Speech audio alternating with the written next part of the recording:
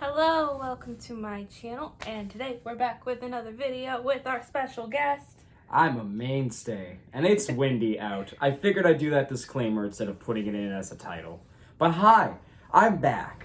Yeah, we apologize for any of the extra sound going on. Today's very windy day. New England's been screwing up our film schedule this month, and I should have had a review out by now, but it's not.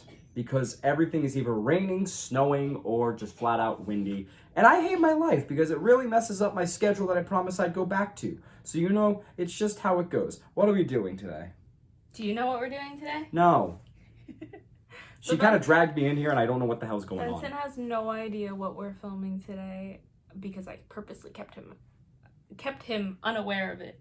So, do you remember in my February TBR where I had you try to guess what Get a Life Chloe Brown was about? Just based on the cover? Oh no. Oh no. So there's actually a tag video that is going around. Well, I mean, it's like an old video, like way before I started BookTube. But it's called Judge a Book by Its Cover Tag. And basically, you get a special guest on your channel to try to guess what a bunch of books are about just based on the front cover. Oh no. I'm getting triple canceled. Go ahead, honey. So we have 10 books today. The rules of the game are you cannot read the inside flap, you can't read the back of them, you just have to go solely based on what the picture is on the front of the cover and the title of the book. And is there a time limit? No. Oh shit. You can take however long you want. You just have to guess what you think they're about just based on the title. Okay, give me my first book. I'm ready. This is gonna be a quick video. The Trials of Morgan Crow. Okay, so I'll show you the cover. Here's the cover.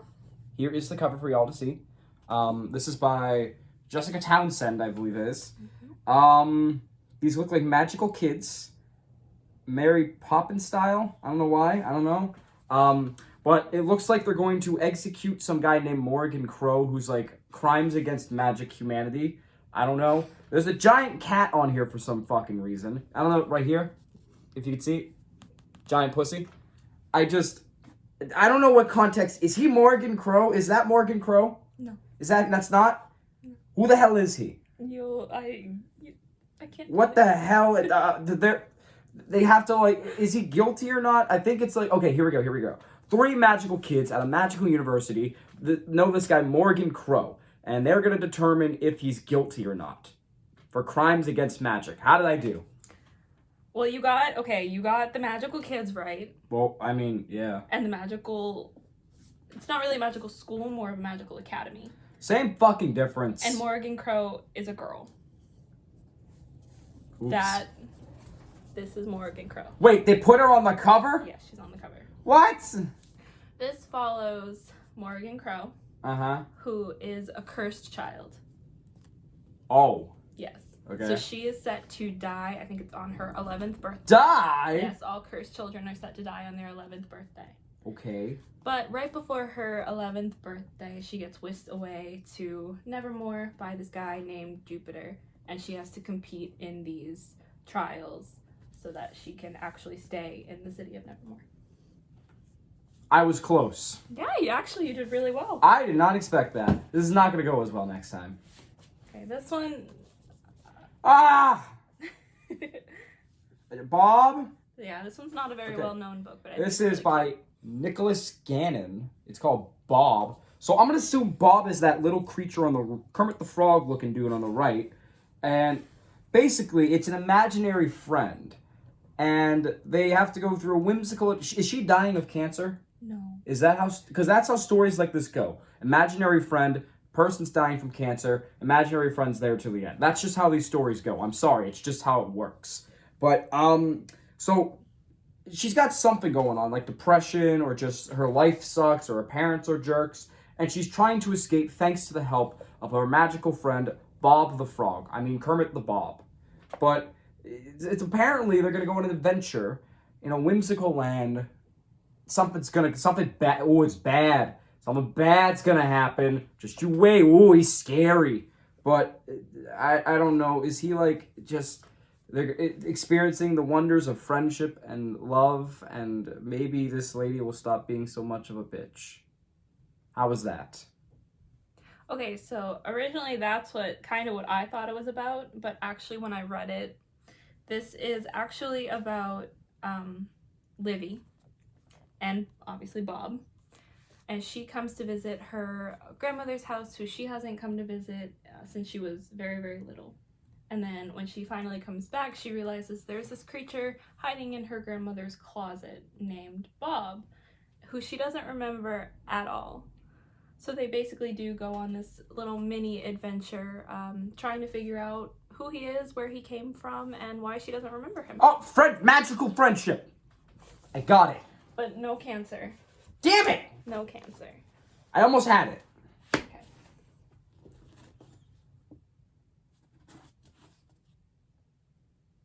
What the fuck? Hold on. What are you? Oh. Is this an... Give me this. Yeah, it's the blind date with the book. Just try to keep it. Oh, is there. it there? Yeah. Oh, it is here. No, don't read it. Okay. I didn't read it. This is called The Snow Child by Ewan Ivy. I'm sorry if I butcher your name, but it's kind of nice. There's a creepy fox peeking in the background, but you know. Okay. So basically what I'm getting, I don't know why, but this is a girl, it seems like. Long hair. This is just an Elsa ripoff, is what it is. So basically it's a magical fairy tale about some gifted winter child, like an ice bender. We'll call her an ice bender. And like time's running out for her kingdom or something, or she's cursed. She's being hunted because she has ice powers. It's basically, like I said, it's a bootleg Frozen. I'm not going to say any more because it's literally just that. It's a brutally realistic Frozen, told in the style of Grimm's fairy tales. You know what? That actually sounds really interesting, but it's not. And what the fuck? No, it's actually a little darker than that. All right. Well, not like dark in like Grimm's fairy tales ways. Aww. It's just really sad and depressing. Okay. This follows our two main characters who are older, in the older generation, and they've never been able to have children. Yeah. So. Oh, it's like Timothy Green. Yeah. So it really, it obviously takes a toll on them and their relationship. And then one day, in the act of whimsy, they decide to build a snowman, and the snowman comes to life. So it's like Frozen meets Timothy Green. Mm-hmm. All right, cool. I wasn't far off. I said Frozen. That counts. Put a little half point for me. There you go. All right. What's this, book number 5? Yes. We are breezing through. I told you this is going to be easy. This one's really, really popular. What is it? Vicious. I don't know how much you're going to get based on the cover, though. I don't know what the fuck this is. I don't know what I'm looking at. It's by V.E. Schwab. Mm-hmm. Schwab sticks. No. Cotton Schwabs.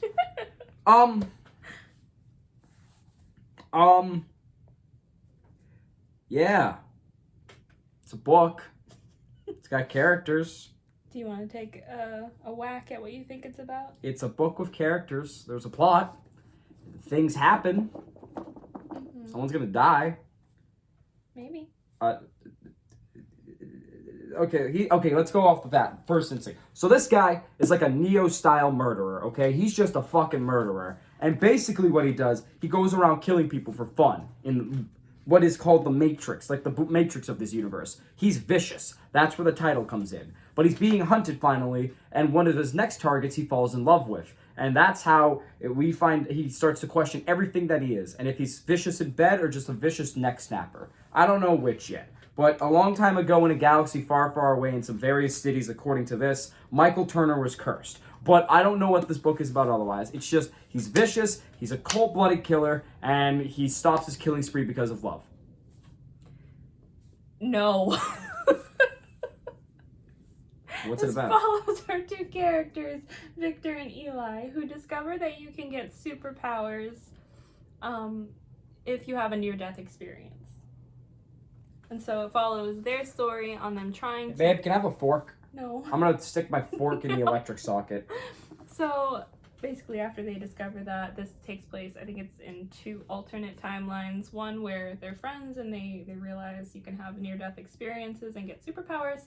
And the next years into the future where one of them becomes a supervillain. Oh. And that's why it's called Vicious. I don't know. That's kind of dumber than what I had. See, these are some good ideas, babe. Give me that. Take Oh! notes. Oh, wait! Wait, I know this one! Yes, this one. Oh! Yes. It's Assassins! It's an assassin society! This one, yeah. The This one. assassin. This is by. Shut up for a second. This is Jay Kristoff, not from Frozen. That's the Snow Child. But this is Assassin Society. There's this girl. She's in an assassin society. She's going on a what is it? A fucking. She gotta stab someone. Big stab. Big target stab in this book. She's part of a society of assassins that's on a big target mission, and she's like an archangel or something. I don't know. But she discovers she has magical powers, sort of like the Dark Brotherhood in Skyrim. But yeah. Okay, you definitely got the assassins. Okay. I more chose this book to see if you actually listen to me when I tell you about things. Well, it's also been a couple months that you actually told me about it, so yeah. Yeah, this book is about Mia. I definitely Her name is listened Mia. because I have this on my TBR, but it's been a few months. It's about Mia, who's I think both of her parents or just her father are assassinated, and she's trying to get revenge. Oh! Okay. I was close. I got the assassin halfway there. Well, already almost done. Mm-hmm. You have, I like, told you my 3 videos left, aren't right? very long. Oh, we have Jesus Christ. 1, 2, 3, 4, 5. Okay. This is a House in the Cerulean Sea by T.J. Klune. It's the nice cover one that she talked about. Oh, it's so pretty. But this is science fiction. It's science fiction. I've seen this in the science fiction aisle. So there's like interdimensional travel, I think. And there's space. Maybe some aliens involved. And based on it, it looks like this family stays at the house. And it's like a murder mystery. Like, who did it? But they realize along the way that it was aliens from another dimension. And that's where we pick up on the story, because the house in the Cerulean Sea is like a Lovecraftian portal into another world. And Cthulhu is there. I hope Cthulhu's in here. But it just seems like that it's interdimensional travels. And it's cursed. There's curses. These trees look cursed. They're blue. They're not supposed to be blue. That's That's dark voodoo magic. But yeah, the family goes into a house, interdimensional travels, murder mystery, aliens are involved. Here you go. No. It's in science fiction. It's not science fiction, it's fantasy. Then why are those in science fiction at Barnes & Noble? Because the science fiction section is right next to fantasy. Well, why the fuck do they put it in specifically science fiction? Maybe it was misshelved. I don't know. But this basically follows our main character, who is a social worker for supernatural children.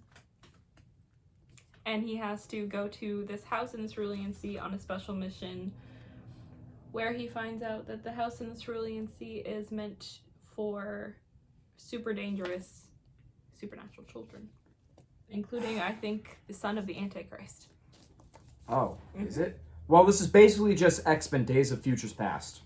This is just X-Men. This cover is super. Yeah. If we were villains by ML Rio. It's ML Rio. Wait, this is the wrong side. Yeah, don't read it. Sorry. I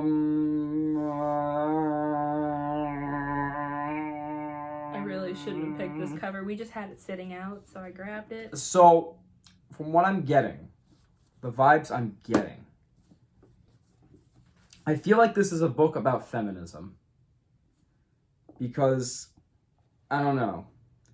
There's flowers. It seems like it's a female, not feminism specifically, but like it's a very... Did you show them the cover? Yes, I did, but I'll show it again. But it's a very female-oriented book. Usually when you talk about females, there's usually flowers involved, whether it's movies or like anything. Usually there's some flowers involved. These ones seem vines, so it seems like there's going to be maybe like, I don't know, 5, 6, 7, 8, like different young women or wives or daughters, or they're women in some way. I'm going to say wives. And basically, it's going to be like Chicago, where all the wives were basically abused in some way. And they're going to do it's like the musical number They Had It Coming, where they're just basically like, what if we killed them?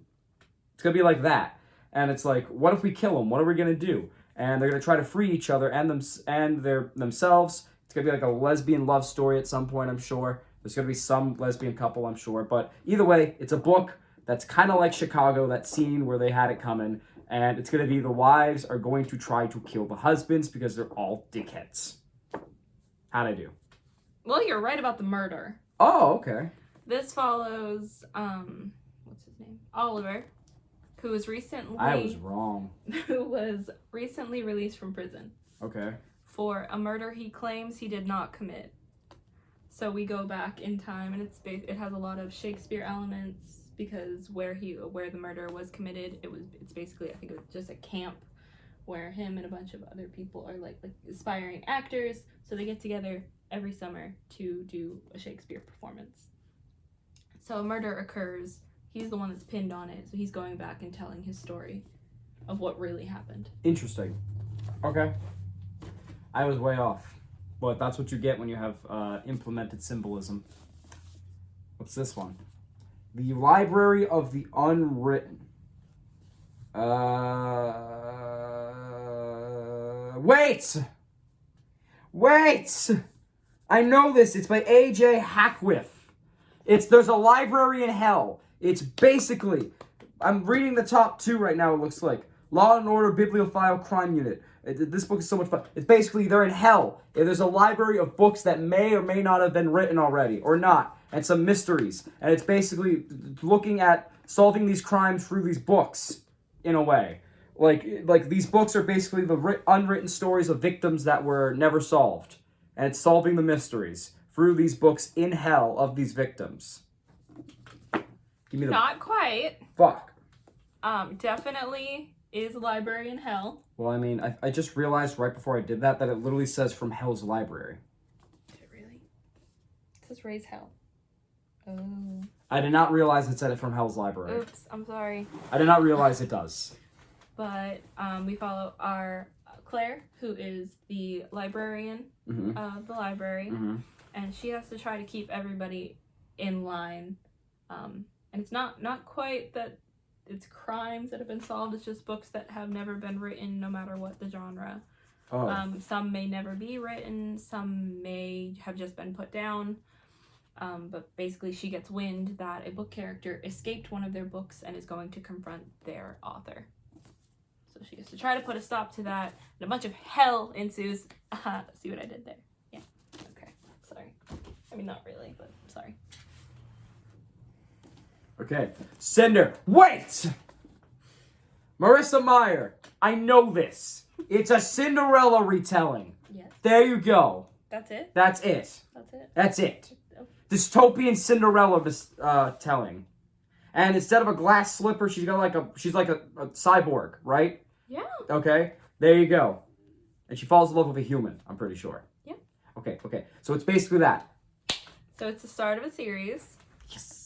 And you pretty much got the whole thing. Except there's a pandemic going on in this book at the same time. So not only does she fall in love with a prince who is trying to stop the pandemic, because I believe his father, it's been so long since I read this, because his father has caught it, and he's trying to figure out, like, they're all trying to figure out how to stop it, how it was caused.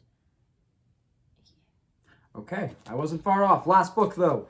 This is it. I'm going out with a bang. This one is the challenge mode. What?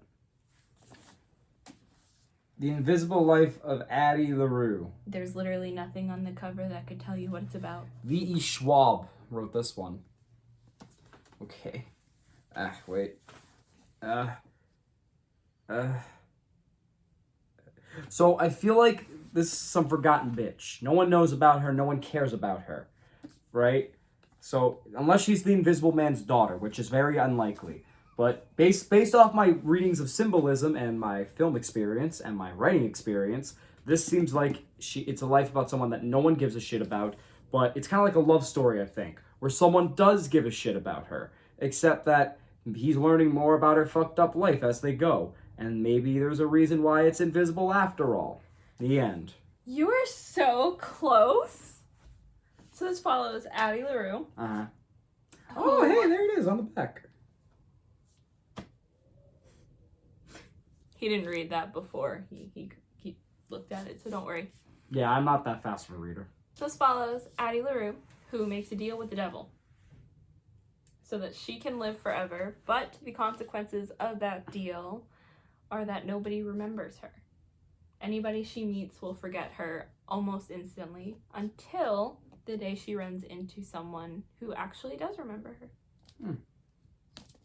Interesting. Okay. Good job, babe. You actually did really good. I did not expect to do well at all. I know. But yeah, that was great. Some of these were put in just to see if he actually listened to the things I talked to him about. She talked about these a while ago, and I have a very bad memory. I don't remember anything past 24 hours. Literally, I just talked about the house in the Cerulean Sea when we did my wrap-up, or not my wrap-up, my haul video. I don't remember anything past a day, honey. Okay? You gotta remember. You remembered what Nevernight was about. Assassins. That wasn't that hard. All right. Anything else you want to say? I can't believe I'm here and I did that good. You did so great. I'm so proud of you. Thank you, honey. All right. So we just filmed a bunch for his channel, so that review should be coming out soon. I will link all of his channels that he works super duper hard on in the description box. What? As well as my social. Go ahead. As well as my social medias down in the description box. If you like this video, make sure to click the like button and subscribe if you want to see more from me and my special guest star, who is no longer really a guest on this channel. I'm always here. Bye.